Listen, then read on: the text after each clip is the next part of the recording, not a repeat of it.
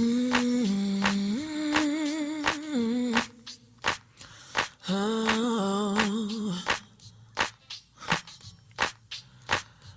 yeah, yeah, yeah. Oh, yeah, oh, yeah, yeah. Sometimes I shave my legs and sometimes I don't. Sometimes I comb my hair and sometimes I won't. Depending on how the wind blows, I might even paint my toes.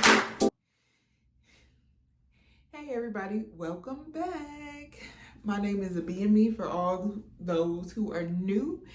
Welcome to my channel for those who have seen me several different times. Welcome back, sis.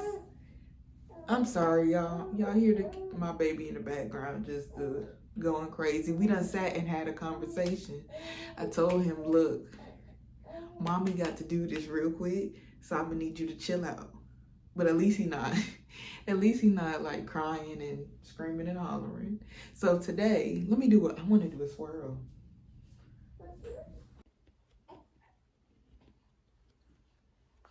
So yes, we were like high school sweethearts. We even went to prom together and everything. My prom, okay? He's a year younger than me. Not that that's y'all business. No, I'm just I'm just joking. But yeah, I think I blended my makeup pretty good. I'm gonna be honest, this eyebrow giving me real spicy and I don't like it. But we're gonna continue with the show, okay? Okay, so that's what I do. Then I got this, blend that real good. Then I got this. Oh my goodness. Y'all give me a second.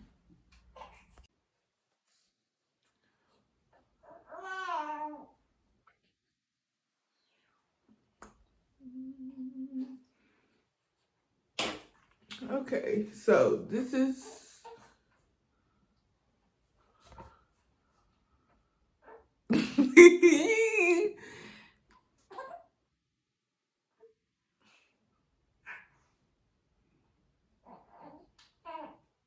child, this is my makeup look. I'm trying to think, is there something? Oh, let's do it. I kind of look like a stripper. I don't think I like this. Cause I got that eyeshadow in my corner.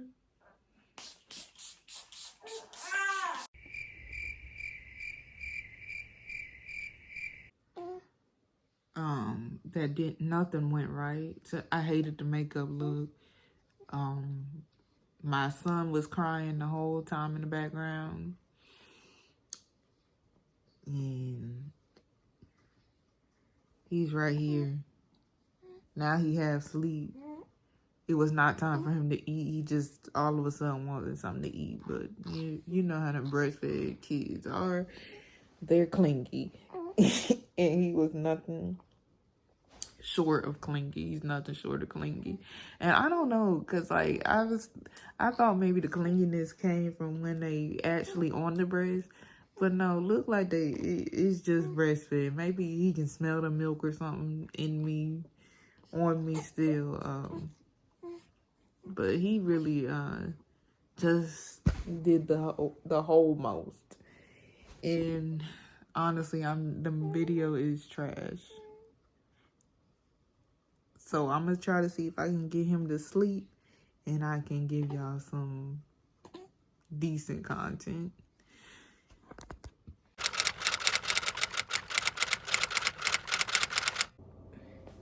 Hey everybody, welcome back to my channel. My name is Ibiyemi for all those who are new. And today, as you can tell by the title, I'm about to be getting into my second birth story. I always be doing that. I always do. Do y'all do that? Do second and put two on both hands. My second birth story, which is my youngest son. So let's just go ahead and get into it. It's kind of like a story time about when I gave birth to my second son. So, okay. So let's get into the week before he was born, okay? Well, let's get into 2 weeks before he was born. which was, I gave birth 39 weeks, so this was at 37 weeks. I went to the doctor. I'm expecting to get a exam, a vaginal exam. I did not get that. Instead, she told me, like, I think this was like the second time. She told me this was the second time that I was measuring above. I'm gonna insert some pictures so y'all can see how big your girl was. Cause she was, people were asking me, was I giving birth to twins at that point?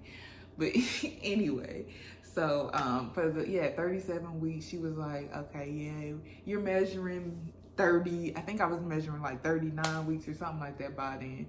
And I'm like, okay. I was getting nervous and all that stuff the week after that. But she told me that I need to go see a specialist because they were concerned about me measuring big, and then she'll decide what's next. So I was nervous that whole week leading up, and then bam, I go to the specialist. Went to the specialist that day. I was supposed to, later that day, I was supposed to go to her office, my OB's office. So I went to the specialist. They were taking forever. They saw me. They said he was measuring like, they said he was measuring like 8 pounds. And I was like, oh shoot, because that means I was 38 weeks at that point. And I'm like, dang, that means that he gonna be like 9, 10 pounds. And I'm trying to push him out naturally like I did my first son. When I say naturally, I don't mean without pain medication. I mean like vaginally. So I was like getting nervous about that and all that. But they were taking forever at their office, and they had me sitting in a waiting room, and I'm like, come on, y'all need to hurry up. They said I was gonna get on a phone call with somebody to tell me about my results. And like I was there like 30 minutes to an hour, and nobody had came to get me for this little phone call. So I went to the front. I was like, can I just go? And they were like, well, if you leave now, you can't get the information to take to your doctor, so you need to wait. And I was like, okay. So they offered to call my OB office to let them know that like I was gonna be running late. But anyway, push come to shove, they had somebody come in. They called me to the office and they let me see the results. And they told me to tell the doctor to let them know if they had any question about the results, because she wasn't gonna get it that fast. I was just giving her the information. So I ended up being able to reschedule my OB appointment to later on that day, and I got there on time for that appointment. Thank goodness. I was so happy I got there on time. And you know what? I think this was this was actually 39 weeks. So the story started off at 38 weeks, okay? So then I went into her office, the OB office, and she was like, well, I guess it's time. And she checked me as well. And I was like, I think I was like 1 to 2 centimeters. She didn't tell me my basement, I don't think. So yeah, I was 1 to 2 centimeters. So she was like, tomorrow we just induce you. So she called the hospital, made sure that was set up and everything. And we were going in for the induction the next day. I got home, I was so happy. You don't understand. When y'all see these pictures of me, when y'all see how big I was, you will see how miserable I was. And then I had a child less than 2 years ago before I had my son. So I feel like my body was still not equipped with all that yet. Like it was still recovering in some ways. And yeah, it was rough. I'm talking aches, pains. I was nauseous and throwing up all through pregnancy. No, I did not have Gravidarum. Is that how you say it? I did not have hyperemesis. I didn't have that. I was just really nauseous and throwing up sometimes all throughout the pregnancy. The first trimester with my last son was horrible. I could not eat. Like literally, I would eat like one thing a day. because I was just so nauseous and I was so drained. I was just over it. But anyway, that's getting off a little subject. So when I got home, I was so happy. I was like, this is finally about to be over. This is finally about to be over. And look, I had this whole little, you know, the little molds that you do on your stomach. I had that whole little thing set up, but I decided against doing it because I was like, I do not feel like doing it at all. But I was just so happy. I was like, ooh, let me get everything settled. So I just, you know, got bags. My bag's been packed, like at 36 weeks. But for my son, I like packed his bag and everything. And I was just good to go. So that morning, me and my husband woke up. We set an alarm because we were supposed to be there at 8 a.m., I think. So we set an alarm. We we went to go get Starbucks because you know how we are. And you know I wasn't going to be able to eat. So, I'm sorry, I'm kind of watching this game over here. But we went to go get Starbucks. And then we dropped my son off at my mom's house. And he was staying with her, you know, while I was giving birth and all that. We got to the hospital a little late, a little after 8. And then when we got there, we did the whole process, you know, answering all the questions, the intake questions and all that good stuff. Honestly, I think they started me on, they gave me the, what is that thing called? Ooh. They first started me with the Cervidil. That's what it's called. They first put the Cervidil up me, you know, to ripen the cervix and all that. I had that for some hours and it wasn't really doing much. I mean, it was working, but I mean, I wasn't getting like no real big contraction. Everything was really doable. Like I was like, okay, I can do this. This is easy. And by the way, it was just me and my husband in the delivery room because COVID issues is only one person that can be in the delivery room with you and throughout your hospital stay. And honestly, I actually liked that. It was a little more peaceful than the first delivery. Although the first delivery wasn't like bad or anything. It was just more calm. Because it was just me and my husband, so it was just not that much talking and stuff going on in the room besides, you know, me and him. So, yeah. The Cervidil really, I mean, it was, you know, progressing me, but, you know, it wasn't like a painful something. I'm not going to sit here and hold you. I can't remember the full details about the times, and I can't remember how far along I had gotten and all that stuff. But with the Cervidil, I started getting some pains later on that night. So understand this, I had labor from like, she didn't start me that early on the Cervidil. I had probably the Cervidil around 12 and all the way up into the night when I got my new nurse. So it was maybe 7, 8, I started kind of feeling some stuff. And she offered to give me some, what was it? Some pain medication, some IV pain medication, which I got IV pain medication one time and that kind of helped, but it wasn't like, again, it was not like extremely bad pain this time. It was like bearable, but I, you know, I may have had one bad, because it wasn't consistent at all. So I may have like one bad super sharp pain and I was like, let me get this. And I only had pain medication at one time.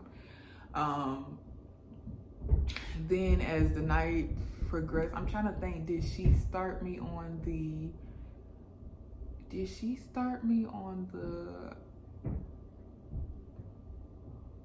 I'm trying to think, did they start me on the Pitocin that night? I I just know they started me on the Pitocin, and when I got the Pitocin, okay, so I think that night they didn't start the Pitocin. So later on that night, she told me I could get the what is it called? Oh shoot, I'm sorry, I'm forgetting all the words. My nurse had told me, my night shift nurse had told me that I could go ahead and get the epidural whenever I wanted to. So I was like, shit, I'm about to beat this thing and get the epidural before the pain get here bad. Cause this pain is very doable. This pain is mediocre and it's not consistent, and I just want the pain medication. I don't care about that, not laboring through and all that. I wasn't really paying attention to that. So anyway, I was like, shit, let's go ahead and do this. So I got the epidural. The bad thing about getting the epidural when you ain't in super that much pain is you feel the epidural a lot more. So that was the bad thing. But I went ahead and got the epidural. And then she put the Foley in me and all that. And then I want to say that night she started me on the Pitocin. So I think she started the Pitocin, and then I got the epidural. And she took the Cervidil out, of course. So I labored all throughout the night into the early morning. Again, it was okay. Then as I got to, like, I'm trying to think what time my son was born. He was born around 4 something. So that afternoon, I guess you could say, is when I got into active labor. So it was not the Pitocin that did it for me. I was kind of sitting at I think like a 4 or 5 for a long time, and I'm thinking that they gonna sit here and have to they'll have to give me a C-section, because I just was not progressing for like hours. So my doctor comes in, she like, okay, we gonna pop your let me not say pop, we gonna break your water. So they broke my water. When I tell you it was so much fluid, it was a lot. Even my doctor said it was a lot. So I think that's why I was measuring ahead. I had a bunch of fluid. But she broke my water. And when she broke my water, that's when I started, keep in mind, I had the epidural, but that's when I started feeling the contractions. Like, I was feeling it down below, like feeling it. And I told my nurse, I was like, look, I'm getting this pain, do the da-da-da-da-da. And she addressed it. She gave me like the pump to press the button. So she gave me that, and I would, be pressing it and administering it, and it was doable. It still hurt, but it was more manageable. But she was like, okay, let's try to get you progressing more. Now I'm gonna warn you that you progress really fast when you get this what's the ball called? It's not a medicine ball, the peanut ball. So she came and she laid me on the side and put that peanut ball between my legs. And when I tell you, I went from like maybe a 7 to a 10 so fast. And I felt everything down below. Yes, I felt everything down below. Like it was a lot. I felt all the pressure. I could feel like that constant urge to push, and I was like, oh no. I told my husband, oh no, she got to come back, because like this baby right here. And she checked, and I was 10 centimeters, and she was like, okay, you just gotta hold it for the doctor. And I'm like, ugh. That is the worst thing, to have to hold in your baby for your doctor. But I waited probably maybe 5 to 10 minutes, and she got there. It might have been 15, I don't know, but it was a lot to hold. I mean, I'm talking about whenever the pressure came, I was making noise, and I'm a little quiet. I'm kind of reserved, chill type of person. But when that pressure was coming, oh Lord, I wasn't screaming or nothing. I ain't all that, but it was a lot of pressure. Then when the doctor finally came in, got suited and booted, honey, I was ready to go ahead and push. And I remember them like, "Do you need us to kind of remember, teach you how to push again?" And I'm like, "Nah, I got this, honey. I need this one out. Like, I got this." Especially when you can feel the contractions. Oh yeah, this is easy. So I think I pushed. I can't remember the total times I pushed, but honey, he was out in less than 30 minutes, and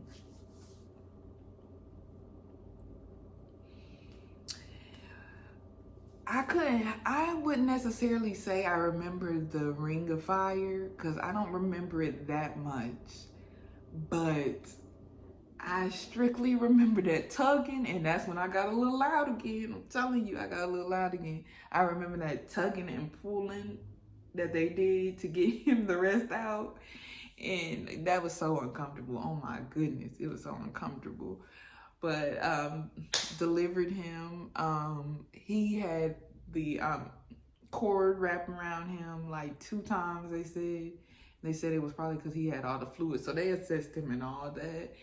And then we did skin to skin. I had no rib. She said if anything, I had like a tear. I mean, not a tear, like a scratch. I had no ribs. He came out 6. No, he wasn't 6. He was 7 pounds.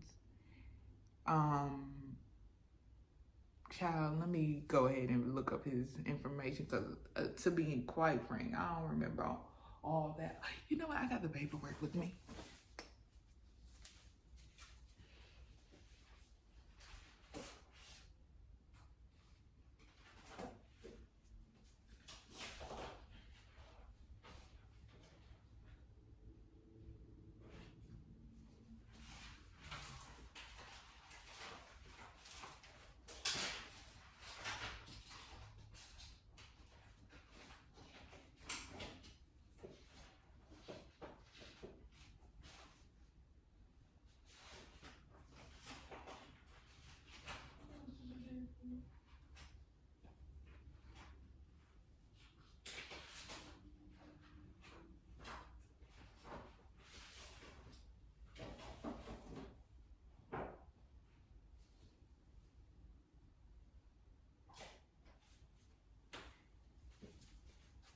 This is so cute. Okay, so he was born, I already know this. Don't think I went to go find the paperwork to find when he was born, the day he was born.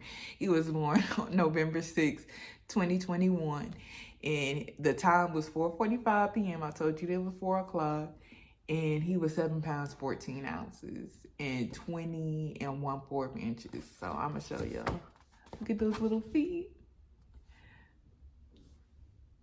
Them feet so cute. But anyway, so yeah, when he was born, I opted to do breastfeeding. I don't think was I giving him formula in the hospital?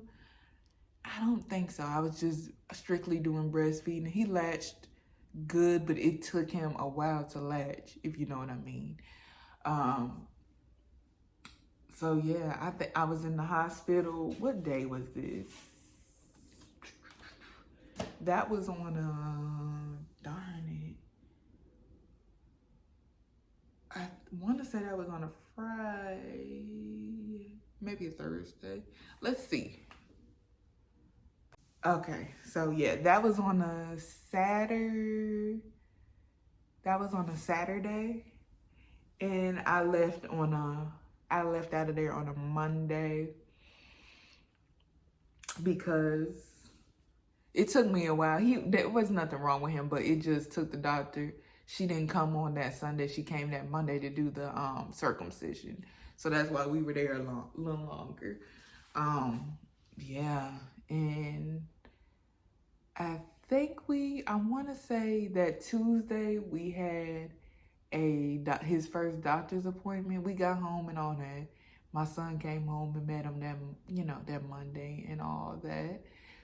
But later that Monday, but did he? You know what? I think so. Yeah, he did. And then my then I went to his doctor's appointment on like that Tuesday, and he had lost a pound in a couple days. So he was like 6 pounds. So, once that happened, they wanted blood work, and they saw that his sodium was high, which basically means he dehydrated. And they were encouraging me to, okay, let's breastfeed and use formula for now to get his weight up. And then I had to come back the next day for, again, I had to come back the next day for, what is it called? For weight checks and for them to do some more labs. And he had gained some, but they still wanted to monitor him. So they still wanted me to come back in, I think the following week or something like that. No, I think maybe I went there maybe 3 times, honestly, that week. And they just kept checking. Yeah. And then finally they were like, okay, well, next week, that last time I had went, they were like, okay, then we gonna do a weight check next week, next Friday. But let me tell y'all, the whole time I was wearing like them flat Uggs with the strap that goes around, the Ugg slides with the strap that go around them. I was wearing them, sis, and my feet were swollen. I just thought it was because I've been at the hospital all day. When I tell you, a quick trip to the hospital for a weight check and a lab took literally all day at the hospital. The hospitals are slow. I'm just going to be honest. So they took, and believe me, I know, I work at a hospital. So it took the whole day to do all that stuff, and it was so obnoxious. I'm not even lying. But my feet would just get so swollen, and not to mention I was kind of stressed. I was up throughout the night and all of that. So during the weekend, it was like Sunday, I decided, and I kid you not, throughout this whole period, I was wearing, like, I'm a nurse, so I know how to take care of swollen extremities and stuff, I was wearing my compression socks. I was elevating my feet in the bed. Even when I was sitting on the couch and stuff like that, I was elevating my feet. The swelling, the fluid in my legs and stuff would not go down. Like, my legs were still super swollen. My mom just kept saying, your legs real swollen. I ain't think nothing of it, because you get normal swelling when you're pregnant. When you're postpartum, you get normal swelling, and it goes away within like a week. Okay, my week was coming to an end, okay? But like that weekend, that Sunday, I just was like, you know what, let me check my blood pressure. Yes, I got a blood pressure machine because while I was pregnant, I was super stressed at my job, like one shift. Well, it was literally one shift after another, during, my pregnancy that had me stressed. But there was this one particular shift that I was like, let me check my blood pressure, because this shit, it can't be life. This can't be normal. And my shit was like 170 something. Yeah. So after that, I decided, from that day on, I had took off early. I was like, oh no, I can't do this. I can't put my baby at risk or my life at risk. And I'm glad I did that. But anyway, I had bought a blood pressure machine because of that. So that Sunday, I decided, let me go ahead and check my blood pressure. I don't know what told me to check it. I think maybe I might have had a headache. I don't even remember. Sometimes in your gut, you just don't feel right. And you don't really want to tell yourself that out loud because you're scared. And I think that might have happened to me, I'm guessing. So anyway,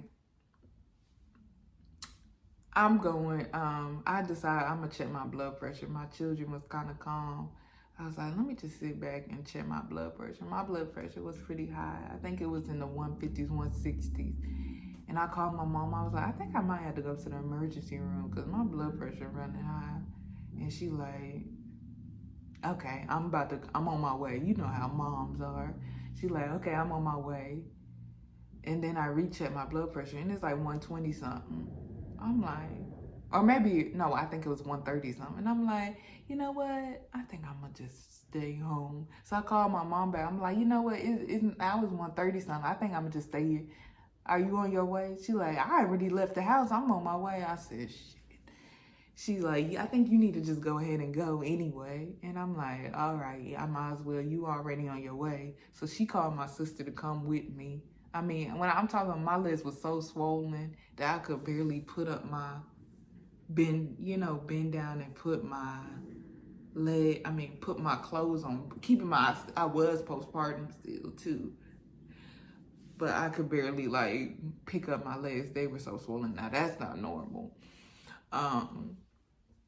So yeah, me and my sister, we went to the emergency room and it was a long ass wait. I'm not even gonna hold you. So when I got there, they checked my blood pressure. It was high. I think it was 140, 150 when I got there.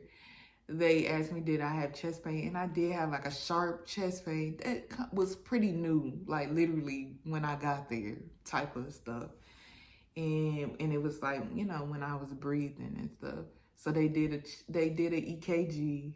That was good. I was like, look, I'm the type of person, when I go to the hospital, I don't be telling these people that I'm a nurse. I just peep stuff. Okay, I'm that type of nurse. I rarely will tell somebody I'm a nurse.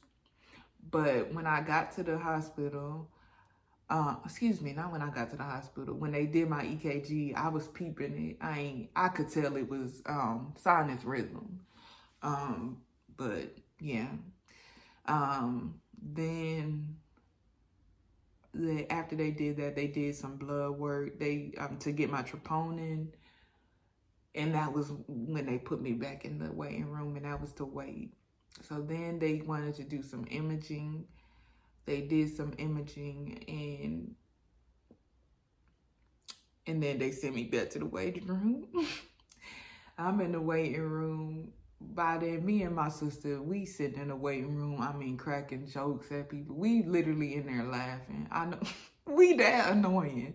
And then when you get sleepy, you be goofy as hell. So we literally in there cracking jokes and just acting like everything is just peaches and cream. And I was kind of in my head, like trying to be everything to be peaches and cream. That's what I just wanted for myself. I don't know. Like I said, deep down, I guess I knew like something wasn't right, but I just wanted everything to be right. I wanted for this to have been a waste of time, but it wasn't. Thank God though. Not thank God that it wasn't a waste of time, but thank God that I went. So the doctor pulled me, but my sister had ended up leaving. Oh, and to mention, my husband was at work this whole time. He couldn't get off at this time because he had been off so many times, and then he had been off for the baby being born, and he just had no more time to be off. So then, time went on. My sister ended up leaving me in the waiting room and going home because my husband was, about to be off and he was about to come. So then they called me back. My sister had gone. They called me back to give me information, sit me down and give me information. I went back there, and then they told me that I had cardiomegaly, which is an enlarged heart, and that took me by surprise. I'm like, what the hell is going on? And they were telling me that they're gonna have the cardiologist come to see me and talk to me. And they were like, we're lucky we caught this in time. Like, I was crying because I know what that stuff means. Like, when your heart is enlarged, it basically puts you at risk of having a heart attack. Like, your muscles and your heart, the more it gets bigger, the weaker it can get. So your heart might not be pumping out efficiently. That can cause blood clots to form and all sorts of issues. I know my shit. But yeah, it can cause all sorts of issues. So I know that, and I was crying. I ain't gonna even see her in, I ain't even gonna see her in cap. My husband came back. I told him all the information, and yeah, he tried to console me. But anyway, the cardiologist came in that was on call. They came in to see me, and they were like, yeah, so we can give you oral Lasix and then have you come back in, but it would be probably better for us to just go ahead and give you IV Lasix if you can just stay. And I didn't want to stay. Keep in mind, I have a newborn and I have a toddler. He was 1 at the time, about to be 2. So I'm like, I really didn't want to stay, but I know that what's going to be more efficient, the Lasix pill, which is going to take more over the time type of stuff, or just getting IV Lasix and just getting this over with. So I was like, you know, I'll just stay. So, honey, they gave me that Lasix and I was peeing. And it was like, okay, we're going to put you on blood pressure medications too while you here. They had me in the ER room, and then they transferred me to ICU. I don't necessarily know if I qualify for ICU. Maybe step down. Maybe, but they put me in ICU. Keep in mind, this is not like a trauma center or something like that. This is kind of like a small town hospital. So they put me in ICU, and I was given Lasix and stuff. When I got that Lasix, when I tell you the imbalance, the electrolyte imbalance is crazy. Like I've given Lasix all the time, IV Lasix. And none of my patients have complained. Maybe because they've been through it before. Maybe because a lot of them be like kidney patients and I don't know. But when I tell you, I was getting cramps down my leg where I could not walk. Like I couldn't. Like they ended up having to put a bedside commode by my bed, and even then, I would have to call the nurse to help me get onto it because my legs hurt so bad. And keep in mind, I could barely do a lot of stuff. Somebody that's walking and normal and healthy, and then you get into the hospital and you be just kind of at a low, can't do nothing for yourself because you just so weak, like literally weak. And I'm bleeding because I'm postpartum, and you know, postpartum bleeding. So I just felt kind of disgusted. And it's like I couldn't get in a shower and take a bath. So I'm not gonna lie, it was a reality check to see myself on the other side of healthcare. But my nurse was like so sweet, so nice, so awesome. I mean, she hugged me. Like I was in there crying all day, every day, like depressed, just crying all day, every day. And she hugged me. And she's like, "Oh, it's gonna be all right. You're gonna see your children," because that's what had me in the chokehold. Is that dang, I feel like I'm about to cry now. Jeez. Is that my kids were, damn, you be thinking that you just over stuff, and like, you really don't be when you sit down and talk about it, right? But anyway, I don't know.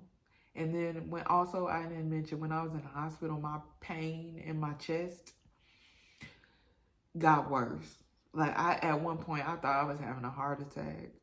Yeah, it got so severe, and they were just basically saying like, that's probably from I didn't mention, the pulmonary edema. I had fluid on my lungs as well because of the blood. Okay, so let me get into my bag real quick, my nursing bag. My blood pressure was high, so it was putting a strain on my vessels, which put a strain on my heart. And that strain on my heart caused my heart to enlarge.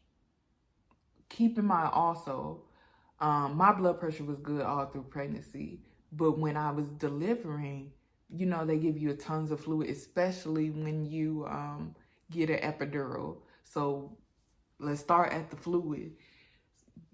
My body could not get rid of that fluid. It was just holding on to all that fluid, and that holding on to all that fluid caused my blood pressure to be high, caused my heart to enlarge, and when basically the fluid was also getting into my lungs. When your heart can't, you know, pump as good as it's supposed to because it got the fluid, it went to my lungs. I'm trying to put it in simple terms. So that's what was happening to me. But yeah, when that chest pain hit, like, I didn't know if I was gonna die. I just felt like I was in a twilight zone. And yeah, my husband had not been home that whole morning, had not slept that whole morning. So it was a point in time where he had to leave, and I just had to be at the hospital a little till my mom could get there. She had a child with her, and then she sent the children with his with my husband's parents. But that whole time, it was a lot going on in my mind. All I could do was just sit there and cry. Like, I was not really doing anything. And doctors and stuff, I had a bunch of doctors come in and just see me sitting there crying. Like, it was a lot. I'm surprised they didn't get psych on board, but then again, I was postpartum, so like, it just was. I'm sorry, I'm looking at this game again. It just was what it was at the time. But anyway, I was there I was in the hospital. I was in the ICU for a day. Then later on that night, they sent me for a full day. Then I went, the second day I was there. Then later on that second day, I got transferred to a step down unit. And from the step down unit, when I got discharged from that step down unit. Yeah, and I ended up going home on blood pressure medication too, labetalol and hydralazine. And they told me to stick to a low sodium diet. And that's the vibe I've been on since. I've been working out.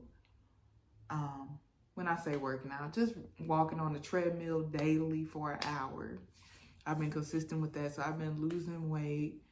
My blood pressure's been getting in check. Matter of fact, my blood pressure getting a little iffy.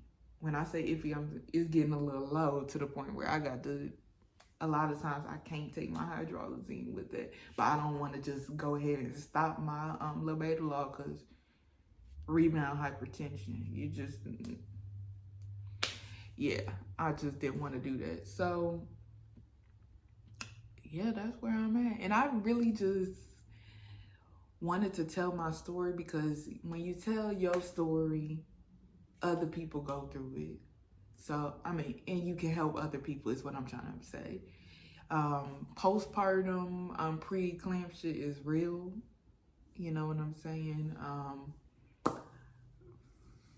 And it pains me because a lot of women of color, a lot of Black women are dying from giving birth from blood pressure issues and stuff. And my doctors couldn't see it, and I couldn't see it either. It just happened postpartum, like I said. But it is scary, and just family members, just be an advocate. Look out for these signs and stuff that you might see, and advocate for your family members. And mothers, just be aware of the signs and symptoms before you go into labor. Try to brush up on seeing like signs and symptoms of stuff, just so you can be aware and take care of yourself. And yes, so I feel like I'm getting closer to y'all because y'all know a part of my life story now. We dug deep. I feel like I snatched my earring out. I feel like Ayana fixed my life right about now. Yeah. Well, if y'all have any questions, put them down below and I can answer them. If y'all had, another thing is, after postpartum, after I was trying to look for some people that could relate to me on YouTube, I found nothing, no like Black women on here discussing it. So I decided I'm going to discuss it. This is postpartum preeclampsia, because you just hear about preeclampsia while you delivering. I don't never hear nobody talk about postpartum preeclampsia. And it's time to open up the discussion so we can be aware of what's going on. Put your questions down below and I can get back to you. If you went through this problem, put that down below so we can just, show you some love. If you feel like you've already been through that problem and you have blood pressure issues that you're trying to correct, come on, comment down below. I can give you some tips if y'all want to see a video about some tips and tricks and stuff that I do to help get my blood pressure down so I can just be off these blood pressure medications and, get to a healthier me. Then just let me know if y'all want that video. Thanks for tuning in. Make sure that you like, comment, and subscribe and hit the notification bell so you can get to know me more and we can continue to have this content rolling. Yeah. Until next time.